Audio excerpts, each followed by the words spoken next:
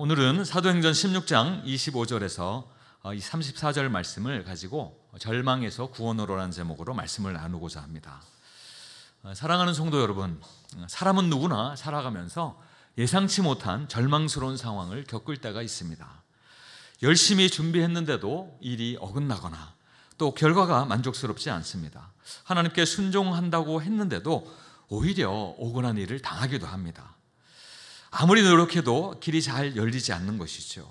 하나님, 왜 제게 이런 일이 생기는 것입니까? 하고 질문할 수밖에 없는 답답한 상황을 말합니다. 오늘 본문에 나오는 이 바울과 실라가 바로 이런 상황을 겪습니다. 하나님의 부르심에 순종하여서 빌립보까지 갔지만 그들 앞에 놓인 것은 깊은 감옥과 또 억울한 고난이었습니다. 누구라도 원망과 절망에 빠질 수밖에 없는 그런 상황을 만난 것이죠. 그러나 놀랍게도 그 절망의 자리에서 바울과 실라는 기도하며 또 하나님께 찬송했습니다. 그리고 그 순간 하나님이 감옥의 문을 여시고 바울과 실라를 구원하시고 간수와 그 온 집안 전체를 구원의 역사로 이끄셨습니다. 저는 이 시간 여러분들과 함께 이 바울과 실라의 이야기를 살펴보며 우리도 절망 가운데에 어떻게 믿음을 지키고 또 하나님이 열어주시는 구원의 길을 경험할 수 있는지를 살펴보고자 합니다. 오늘 본문을 시작하면서 바울과 실라가 한밤중에 기도하고 하나님을 찬송하였다고 합니다. 예수 믿는 자로서 한밤중에도 기도하고 또 찬송할 수 있지.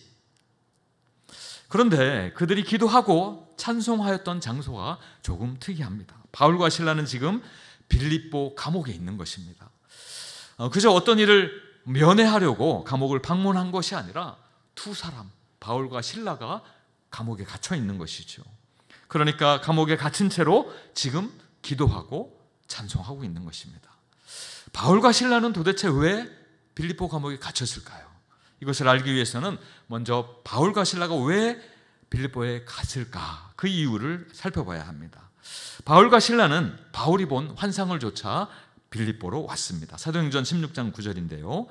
밤에 환상이 바울에게 보이니 마게도냐 사람 하나가 서서 그에게 청하여 이르되 마게도냐로 건너와서 우리를 도우라 하거늘. 사실 빌립보에 오기 전에도 바울은 가는 곳곳마다 복음의 놀라운 역사가 일어났습니다. 많은 사람들이 예수님을 영접하고 또 따라서 교회들이 세워진 것이죠. 복음 전도자로서 얼마나 신이 났겠습니까? 가는 곳곳마다 하나님이 예비하여 주신 사람들이 있는 거예요. 또 그들로 말미암아 그 지역에 교회가 세워져 가는 것이죠. 그러니 바울이요, 굳이 바다 건너까지, 대륙을 건너서까지 빌립보에 가서 복음을 전할 생각은 아직은 없는 거예요. 아직도 여기서도 할 일이 많기 때문에 그렇습니다. 그런데도 이 바울은 하나님이 보여주신 그 환상을 조차 하나님의 뜻에 순종하여 빌립보까지 지금 와 있는 것입니다. 빌립보에서 바울과 실라는 루디아를 만났습니다. 루디아가 누구입니까? 루디아는 이 보랏빛으로 물들인 고급 옷감을 취급하는 여성 사업가였습니다. 요즘으로 치면 포목 사업을 하는 사업가지요. 바울과 실라는 빌립보에서 기도할 것을 찾다가 가는 곳마다 바울과 실라는 회당을 주로 찾았지요. 그 회당에 가서 하나님께 기도도 하고 또 유대인들에게 예수 그리스도의 복음을 전하기도 하였습니다. 빌립보에서도 마찬가지 기도할 것을 사실은 회당을 찾은 것이죠.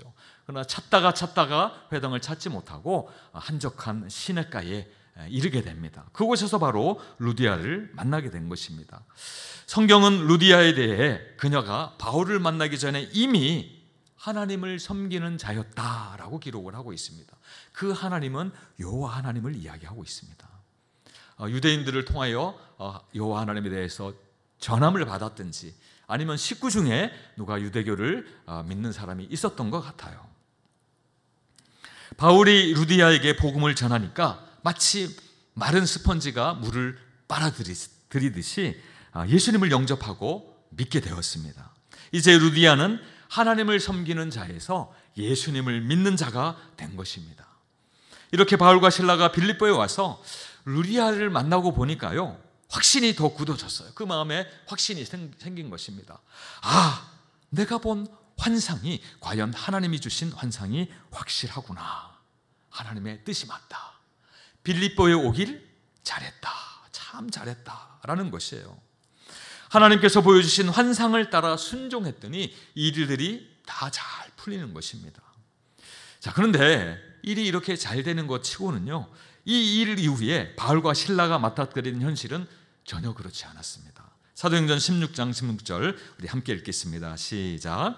우리가 기도하는 곳에 가다가 점치는 귀신 들린 여종 하나를 만나니 점으로 그 주인들에게 큰 이익을 주는 자라.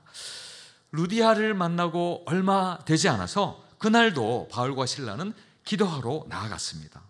그런데 이번에는 아주 용한 무당 하나를 만나게 되는 것입니다. 자, 그런데 이 무당이 하는 행동이 이상합니다. 이 바울 일행이 가는 곳곳마다 쫓아다니면서 이렇게 소리를 지르는 것입니다. 여러분, 이 사람들은 지극히 높으신 하나님의 종입니다. 구원의 길을 지금 여러분들에게 전하기 위하여서 이곳에 왔습니다. 여러분 어떻습니까? 지금 이 무당이 틀린 말을 했습니까? 아니지요. 아주 정확하게 이 바울과 실라를 본 것입니다. 용한 무당이 맞는 것 같아요. 말 그대로 이 내용을 보면 이 무당이 사람들 앞에서 바울과 실라를 지금 높여주고 있는 것입니다. 하나님의 종입니다. 그 당시의 문화에서는요, 신을 섬기는 사람들, 또 신과 밀접한 관련이 있는 사람들을 높이는 문화가 있었거든요. 그러니까 지극히 높으신 하나님을 섬기는 종들입니다 라고 오히려 높여주는 것이죠. 또 전도를 이 바울과 실라가 행하고자 하는 그 전도를 사실은 이 무당이 도와주고 있는 것이죠. 여러분, 저 같으면 전도 나갈 때마다 이 무당을 앞세워서 나가고 싶어요.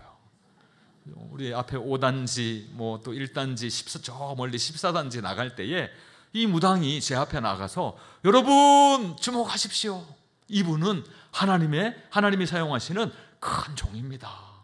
이분은 지금 여러분들에게 구원의 길을 전하기 위해서 이곳에 오셨습니다 라고 한 후에 제가 짠 나타나면 수많은 5단지의 사람들이 또 11단지의 사람들이 예수를 믿지 않겠습니까? 네, 뭐라고요? 네, 믿습니다. 한 줄로 믿습니다. 자, 그러나 바울은요, 사실 무당 속에 있는 이 악한 정체를 정확하게 꿰뚫어 보았어요. 바울은 예수 이름으로 즉시 이 귀신을 내쫓았습니다. 악한 귀신으로부터 무당을 자유롭게 한 것이죠. 구원한 것입니다. 자, 그런데 이 일이 빌미가 되어서 바울과 실라가 감옥에 지금 갇혀 있는 것입니다. 여러분 한번 생각해 보십시오. 귀신에게 갇힌 사람은 풀어주고 정작 자신들은 감옥에 갇히게 된 것이죠. 그러면 아이러니한 상황이 지금 벌어지게 된 것입니다. 사실 이 무당의 신분은 16절을 보니까 노예였습니다. 여종. 다시 말하자면 이 무당은 주인들이 따로 있었다는 것이죠. 한 명의 주인이 아니라 여러 명의 주인이 있었던 것 같아요. 성경이 그것을 이야기하고 있습니다. 아마 지분을 투자해서 용한 사람이니까, 귀신 들려서 점을 잘 치니까, 미래를 잘 예언하니까 이 사람을 통해서 우리가 큰 돈을 한번 벌어봅시다 라고 공동 투자를 한 것 같아요. 이 무당이 점을 쳐서 받는 복채를 챙겨가는 것이죠. 여러분, 무당이 점을 잘 치려면 꼭 필요한 존재가 있습니다. 무엇일까요? 귀신이에요. 귀신이 필요합니다. 물론 이제 배워서 점을 치는 무당들도 있습니다. 우리 주변에도 있어요. 자, 근데 귀신에 들려서 점을 치는 무당하고 배워서 점을 치는 무당하고 비교가 되지 않아요. 그런데 이 귀신 들린 이 무당에게서 귀신을 쫓아내었으니까 점이 잘 쳐질 리가 없는 것이죠. 주인들이 단박에 알아봤습니다. 그리고 바로 바울과 실라를 고소한 것이죠. 바로 이 일 때문에 바울과 실라가 감옥에 갇히게 된 것입니다. 24절을 보니까 감옥 중에서도 깊은 감옥, 아마 중범죄자들이나 아주 심각한 사안의 그런 일들을 저지른 사람들을 가둔 감옥 같아요. 이 깊은 감옥은 가장 보안이 철저하게 이루어지는 곳입니다. 빌립보의 이 행정 관리들도 이 바울과 실라 그리고 그 무당의 주인들이 고소한 그 사건을 심각하게 본 것 같습니다. 바울과 실라로서는 절망 중에서 더 깊은 절망을 지금 경험하고 있는 것이죠. 자, 그런데 여러분 한번 생각해 보십시오. 바울이 무당을 사로잡고 있는 귀신을 내쫓은 일이 잘한 일입니까? 잘못한 일입니까? 잘한 일이죠. 100번, 1000번 그렇게 생각해도 잘한 일이죠. 하나님의 일이 아닙니까? 하나님이 한 사람의 영혼, 그 무당의 영혼을 구원하기 위하여서 그렇게 귀신을 쫓아내게 하신 것이죠. 자, 그런데도 바울 일행은 지금 고소를 당하여서 억울하게 감옥에 들어가게 된 것입니다. 바울과 실라 입장에서는 그 심정이 어떨까요? 억울한 거예요. 하나님을 원망할 만한 일인 것이지요. 바울과 실라가 도대체 무엇을 잘못했습니까? 그저 소아시아 지방, 지금의 튀르키예 지방에서 복음을 잘 전하고 가는 곳곳마다 승승장구하고 있었는데요.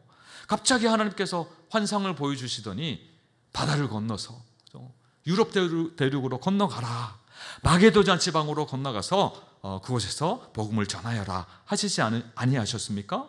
그리고 바울과 실라는 그 하나님의 뜻에 순종하여서 사역지를 옮겼을 뿐인데 졸지에 고소를 당해 감옥, 그것도 가장 깊은 감옥에 지금 갇히는 신세가 된 것입니다. 바울과 실라 입장에서는 억울할 만도 합니다. 누구라도 자기 동정에 빠져서요, 사람을 비방할 수도 있고 자기 안에 이 억울함과 분노를 그 사람에게 토로할 수 있는 상황이에요. 더 나아가서는 하나님께 분노의 감정을, 또 억울한 감정을 그렇게 토로할 수 있는 그런 상황입니다. 바울과 실라는 하나님의 환상에 순종했음에도 불구하고 지금 억울하게 감옥에 갇혔습니다. 순종했는데 오히려 고난 가운데 들어가게 된 것이죠. 우리의 삶도 이럴 때가 있습니다. 신앙을 지키며 바르게 살려고 했지만 오히려 불이익을 당할 때가 있습니다. 열심히 기도로 어떤 일을 준비했는데, 시험이나 아니면 취업이나 이런 일들을 위하여서 기도하고 준비했는데 잘 되지 않을 때가 있습니다. 직장에서 누구보다도 성실하게 일했는데 연말 평가에서 낮은 평가를 받을 때에 우리의 마음은 억울합니다. 가정을 세우려고 애썼는데 오히려 관계가 무너지고 사랑해야 할 가족 때문에 깊은 상처를 받는 때도 있습니다. 이럴 때 우리는 쉽게 절망감에 사로잡히는 것이죠. 이처럼 절망은 우리가 하나님 뜻에 불순종했을 때만 그렇게 오는 것이 아닙니다. 오히려 하나님께 순종했음에도 불구하고 그 고난이 찾아올 때가 있습니다. 왜냐하면 바로 그 자리에서 하나님은 더 큰 구원을 이루시고 계시기 때문에 그렇습니다. 지금 바울과 실라가 이렇게 기가 막힌 절망의 자리에서도 기도하고 찬송하고 있습니다. 16장 25절인데요. 우리 같이 한번 읽어보겠습니다. 시작. 한밤중에 바울과 실라가 기도하고 하나님을 찬송하며 죄수들이 듣더라. 여러분, 바울과 실라가 그저 원망과 분노를 사기려고 조용히 기도하고 찬송하고 있는 것이 아닙니다. 얼마나 당당하게 소리를 높여 기도하고 찬송하였든지요, 감옥의 다른 죄수들도 다 들었다라고 그렇게 성경이 기록을 하고 있습니다. 여러분, 이들이 갇힌 곳은 깊은 감옥이에요. 저 끝에 문 앞에 있는 감방에 있는 죄수들은 다 잘 듣지 못할 수도 있어요. 그런데 얼마나 크게 그렇게 기도하고 찬송했든지 그 감옥에 있는 모든 다른 죄수들도 다 들은 것이지요. 여러분, 과연 어떻게 이 바울과 실라가 이렇게 기도하고 찬송할 수 있었을까요? 사도행전 16장 10절 말씀, 바울이 그 환상을 보았을 때 우리가 곧 마게도냐로 떠나기를 힘쓰니 이는 하나님이 저 사람들에게 복음을 전하라고 우리를 부르신 줄로 인정함이로라. 지금 바울과 실라는요, 지극한 깊은 절망 중에서도 하나님의 사명을 기억하고 있습니다. 하나님의 비전을 떠올리는 것이죠. 나의 이 어려움의 상황과 하나님의 비전이 과연 어떻게 관계가 있는가, 그것을 생각하는 것입니다. 자신들이 지금 빌립보에 와 있는 것은 자신들을 향한 하나님의 사명 때문이라는 것입니다. 그러니 루디아와 같이 잘 준비된 영혼을 만날 때, 또 일이 잘 풀려갈 때, 그럴 때만 아니라 사람들로부터 고소를 당하여서 깊은 절망과 고난과 어려움을 당할 때에도 또 환경이 열리지 않을 때 그때라도 기도하고 찬송할 수 있는 것입니다. 사랑하는 여러분, 바울과 실라처럼 자신의 사명이 무엇인지 분명히 아는 사람은요, 절망 중에서도 찬송할 수 있습니다. 믿으시기 바랍니다. 그리고 왜 그렇습니까? 하나님이 도와주시기 때문에 그렇습니다. 하나님은 여전히 나의 길을 신실하게 인도하신다는 것을 믿기 때문에 그렇습니다. 바울과 실라가 이렇게 기도하고 찬송하는 중에 어떤 일이 일어났습니까? 갑자기 땅이 요동치는 일이 일어나게 되는 것입니다. 큰 지진이 일어나는 것이죠. 여러분, 지진을 혹시 경험하신 분들이 계십니까? 아마 계실 거예요. 이제 한반도도 지진으로부터 안전한 곳이 아니라고 하잖아요. 그렇잖아요. 올해도 뭐 몇 번씩이나 남쪽 지역에서는 이 지진이 일어나지 않았습니까? 저도 몇 해 전에 아파트 11층에 있을 때인데요, 갑자기 꿀렁하는 느낌이 있더라고요. 약간 현기증 같은 느낌이 동반되면서 이렇게 뭔가 흔들리는 느낌이 있었어요. 그리고 이렇게 보니까 식탁 위에 그 전등이 이렇게 천천히 조금씩 움직이는 것이죠. 이상하다, 무슨 일인가, 공사를 하나? 그렇게 생각을 했는데 나중에 뉴스를 보니까 남쪽 지역에서 제법 큰 지진이 있었던 것을 알게 되었습니다. 큰 지진을 겪는 사람들은 사실은 그 트라우마 때문에 그 트라우마가 오래도록 지속된다고 하지요. 뭐 사실 이런 지진은 지금도 일어날 수 있고 또 2000년 전에도 일어날 수 있는 일입니다. 자, 그런데 이번에는 다릅니다.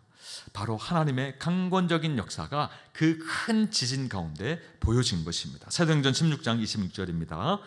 이에 갑자기 큰 지진이 나서 옥토가 움직이고 문이 곧 다 열리며 모든 사람의 매인 것이 다 벗어진지라.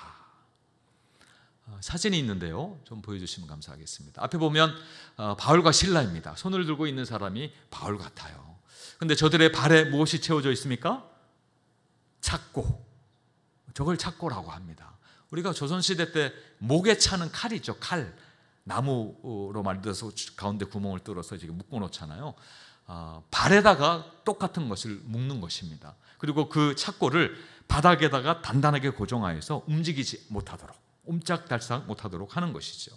그리고 지금 바울이 손을 들고 있기는 하지만요, 사실은 그 당시에는 이 범죄자들을 두 손에 쇠사슬을 묶어가지고 벽에 딱 고정시켰다고 합니다. 이렇게 들려서 주로. 그러니까 발은 착고에 고정이 돼 있죠. 이 손은 벽에 단단히 고정된 쇠사슬에 고정이 돼 있죠. 그러니까 너무 힘든 상황 가운데 지금 있게 되는 것입니다. 자, 그런데 이 죄수들을 묶었던 사슬과 착고가 순식간에 어떻게 되었습니까? 탁, 탁, 타다다닥 하고 풀린 거예요. 영화 효과음 같지 않습니까? 영화라고 생각하면 얼마나 신기한 일이에요. 얼마나 놀라운 일이에요. 동시에 문은 또 어떻게 됩니까? 단단히 잠겼던 옥문인데요, 스르르 하고 열리는 거예요. 기절초풍할 일이죠. 이것은 하나님이 행하신 기적이 틀림이 없음을 성경이 이 사실로 증거를 하고 있는 것입니다. 여러분, 지진이 나서 굳게 잠겨있던 옥문이 다 열렸고요, 죄수들을 굳게 묶고 있던 사슬과 착고도 순식간에 풀렸습니다. 여러분, 만약에 여러분이 죄수라면 어떻게 하시겠습니까? 이렇게 오래 생각해서는 안 되는데요, 생각할 것도 없습니다. 냅다 어떻게 합니까? 도망가는 거예요. 냅다 도망가는 거예요. 여러분, 지금 네팔에서 정치 소요가 발생하지 않았습니까? 막 시위대들이 정부 청사를 막 공격하고 정치인들의 집을 습격해가지고 정치인들을 막 끌어내서 막 때리고 뭐 지금 난리가 아닙니다. 자, 그런데 이 시위대가 네팔에 감옥도 습격을 했어요. 감옥도 막 습격을 해가지고 감옥 문을 다 열어준 거예요. 그러니까 화면에 보니까요, 이 높은 감옥 담벼락 이 길로 이렇게 움츠려서 막 달려나가는 사람들이 있더라고요. 줄을 지어가지고. 시위대는 아니었어요. 누구들일까요? 죄수들이었어요. 네팔의 죄수들. 감옥 문이 열렸으니까, 그죠? 이게 웬 행자냐 하고 막 생각할 겨를도 없이 도망가는 거예요. 빌립보 감옥을 지키던 간수도 이런 생각을 한 거예요. 죄수들이 다 도망갔겠구나. 이를 어쩐단 말인가. 옥문이 열렸으니 죄수들이 다 도망갔겠구나. 내게 화가 미쳤도다. 사도행전 16장 27절입니다. 간수가 자다가 깨어 옥문들이 열린 것을 보고 죄수들이 도망한 줄 생각하고 칼을 빼어 자결하려 하거든. 당시에는요, 자기가 담당하던 죄수가 도망하면 그 죄수의 형벌을 간수가 담당하게 되어 있습니다. 그러니까 이 감옥에 감옥 문들이 다 열렸으니까요, 많은 죄수들이 있지 않았겠습니까? 경범죄를 저지른 죄수도 있었겠지만, 살인이나 아주 큰 범죄를 저지른, 내일 당장에 사형을 시켜야 되는 사람도 있지 않았겠습니까? 그러면 그들이 다 도망가고 나면 그 형벌을 누가 받는 거예요? 간수들이 받게 되는 것입니다.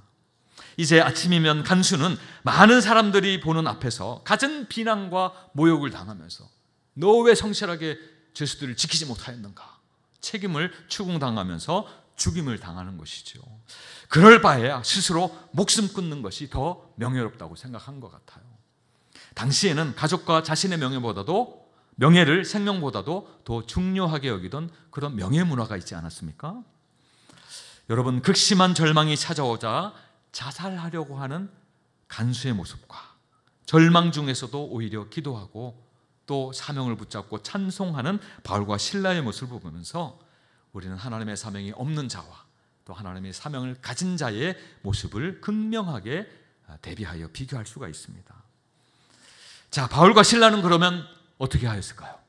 바울과 실라, 묶여 있었던 사람들인데요, 바울과 실라는 도망가지 않았습니다. 왜 그렇습니까? 지금 일어난 이 모든 일들이 하나님께서 행하신 일이라는 것을 그들도 알았습니다. 그들을 구원하기 위해서 하나님이 행하신 일이다라는 것을 깨달은 것이죠. 그러나 하나님께서 이렇게 우리를 구원해 주시는구나 하고 만약에 도망을 간다면 당장에는 자유로울 수 있겠죠. 그러나 간수들은 어떻게 되는 것입니까? 그들의 영혼은 어떻게 되는 것입니까? 죽임을 당할 것이죠. 그러니까 도망갈 수가 없는 거예요. 자, 그러나 여러분, 이 모든 이유들보다도 더 중요한, 더 분명한 이유, 단 한 가지 이유가 있었습니다. 바울과 실라가 도망갈 수 없었던 가장 확실한 이유, 그들에게는 하나님의 분명한 사명이 있었기 때문에 그렇습니다.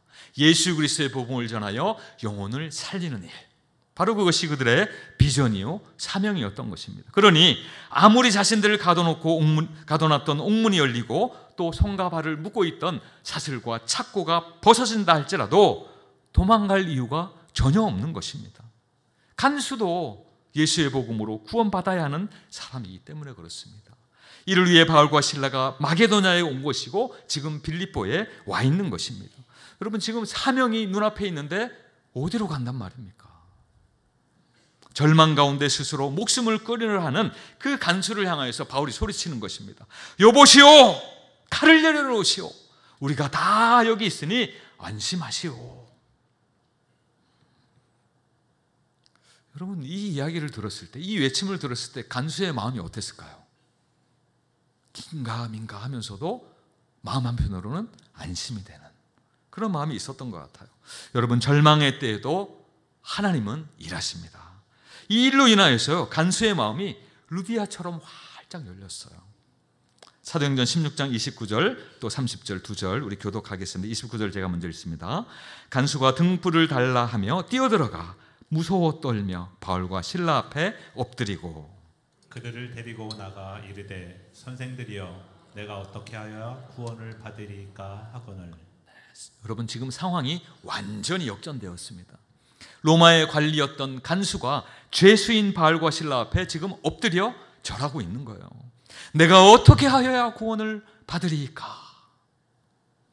여러분, 바울과 실라가 감옥에 들어와서 한 게 무엇입니까?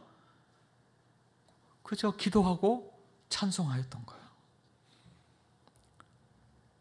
그러나 그들이 가장 절망의 순간, 낮은 그 순간 가운데 하나님을 기억하고 기도하고 찬송하는 그 시간, 하나님께서는 간수의 마음에 이미 일하고 계셨던 것입니다. 내가 어떻게 하여야 구원을 받으리까? 바울은요, 하나님이 주신 기회를 놓치지 않습니다. 주 예수를 믿으라. 그리하면 너와 내 집이 구원을 받으리라. 바울이 즉시로 예수 그리스도의 복음을 그에게 전한 것이죠. 여러분, 이 일 위에 어떻게 되었습니까? 바울이 선포한 대로, 바울이 전한 대로 간수도 예수 그리스도를 믿고 또 그의 온 집안도 예수 그리스도를 믿었다고 성경은 증거하고 있습니다. 33절, 34절인데요. 그 밤 그 시각에 간수가 그들을 데려다가 그 맞은 자리를 씻어주고 자기와 그 온 가족이 다 세례를 받은 후 그들을 데리고 자기 집에 올라가서 음식을 차려주고 그와 온 집안이 하나님을 믿음으로 크게 기뻐하니라. 아멘. 여러분, 예수 그리스도를 믿었을 뿐만 아니라 그 증거로, 그죠? 바울과 실라의 상처난 부분들을 다 씻어주고 치료하여주고 또 마치 하나님을 대접하듯 접대하듯 그들에게 음식을 차려서 접대한 것입니다. 복음으로 변화된 삶을 보여주고 있는 것이죠. 이제 말씀을 맺습니다. 사랑하는 성도 여러분, 우리 하나님은 절망에서도 능히 구원을 이루시는 분이십니다. 바울과 실라가 하나님을 신뢰함으로 마게도나로 건너왔지만 그들을 기다리는 것은 환난과 고난과 깊은 감옥이었습니다. 절망이었습니다. 그러나 하나님은 이 절망을 바꾸어서 구원의 놀라운 은혜로 바꾸어 주셨습니다. 우리 인생에는 누구나 감옥 같은 절망의 시간들이 있습니다. 지금도 우리 주변에는요, 절망 가운데 고통당하는 사람들이 많이 있습니다. 미래를 생각할 때 전혀 꿈꿀 수 없는, 아무런 희망도 볼 수 없다고 좌절하는 청년들이 얼마나 많은지 몰라요. 행복을 꿈꾸며 가정을 이루었지만 점점 관계가 무너지는 현실 가운데 또 절망 가운데 있는 그런 부부들도 있습니다. 이런 사람들에게 우리가 바울처럼 외쳐야 하지 않겠습니까? 여러분, 절대로 절망하지 마십시오. 주 예수를 믿으면 구원받습니다. 때로 앞이 보이지 않고 억울한 상처로 또 때로는 포기하고 싶은 순간이 찾아올 때도 있습니다. 그러나 그때에도 여러분 꼭 기억하시기 바랍니다. 절망이 끝이 아닙니다. 절망은 하나님이 구원의 문을 여시는 시작입니다. 여러분, 예수 그리스도의 십자가가 이에 대한 가장 확실한 증거가 아닙니까? 십자가는 가장 깊은 절망의 자리였습니다. 제자들은 다 도망갔고 희망은 무너졌습니다. 인류의 구원조차도 장담할 수가 없는 상황, 그런 상황이 되었습니다. 그러나 하나님은 그 십자가의 절망을 부활의 영광으로 바꾸시고 구원의 놀라운 문을 여셨습니다. 사랑하는 성도 여러분, 여러분은 지금 어떤 절망을 마주하고 계십니까? 혹시 여러분이 절망의 때를 지나고 있다면 하나님을 단단히 붙잡기 바랍니다. 하나님이 나에게 주신 비전이 무엇인가? 하나님이 나에게 주신 사명이 무엇인가? 그 사명을 단단히 붙잡고 하나님께 나아갈 때에 우리는 바울과 실라처럼 절망의 때에도 기도할 수 있고 또 찬양할 수 있을 줄로 믿습니다. 또 우리가 기도하고 찬양할 때에 우리는 하나님의 구원을 우리의 삶 가운데서 반드시 경험하게 될 것입니다. 여러분, 다시 한번 말씀드리지만 절망은 절대로 끝이 아닙니다. 절망은 하나님이 구원의 문을 여시는 시작이 되는 것입니다. 이 믿음을 가지고 우리 다시 기도하기로 또 다시 찬송하기로 결단하시는 우리 모든 성도님들 되시기를 주님의 이름으로 간절히 축원드립니다.